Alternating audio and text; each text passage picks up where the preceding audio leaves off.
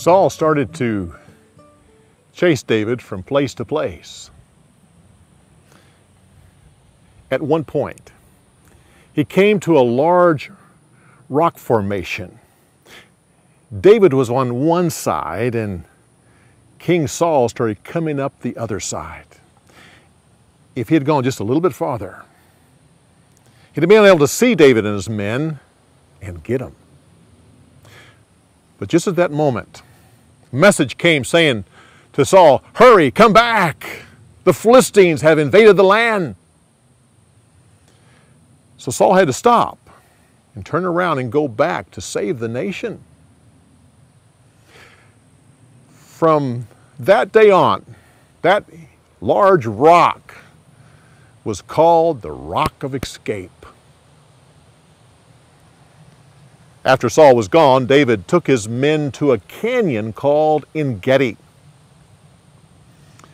After Saul was done fighting the Philistines, he heard that David was at En-Gedi, so he selected 3,000 men,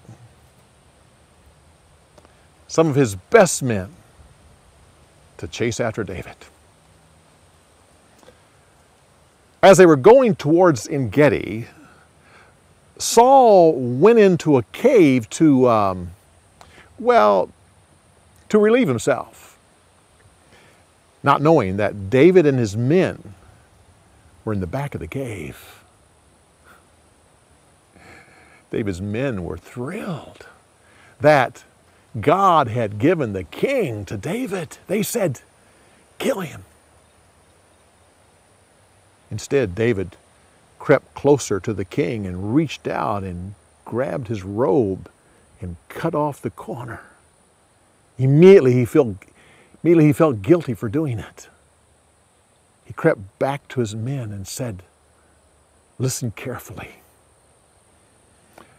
Not even my little finger will harm the king. He is God's anointed, our king." David kept the men back so that Saul could leave the cave peacefully. Once he was gone and walking away, David came out of the cave and yelled, "My lord, the king!" Saul looked back. David was standing there saying, "Who have you been listening to? Who has been telling you that I'm trying to hurt you? Look at the corner of your robe. It's not there because I'm holding it in my hand. The Lord gave me your life when you came into the cave. My men told me to kill you, but I didn't. I didn't because you're my king. You're the Lord's anointed. I would never hurt you. Listen to what I'm saying. I have never sinned against you. And yet you're trying to kill me. I've asked the Lord to judge between us, and I know He will make it right, but I will never hurt you."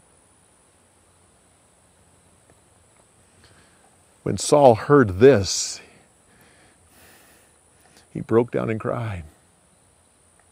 He said, "Oh, David, my son, you're more righteous than I. God gave you my life, and yet you didn't kill me. Who has heard of such a thing?" Now it's clear. Now I know that you will become the king of Israel. My son David, swear to me that when you're king, you will not kill my descendants.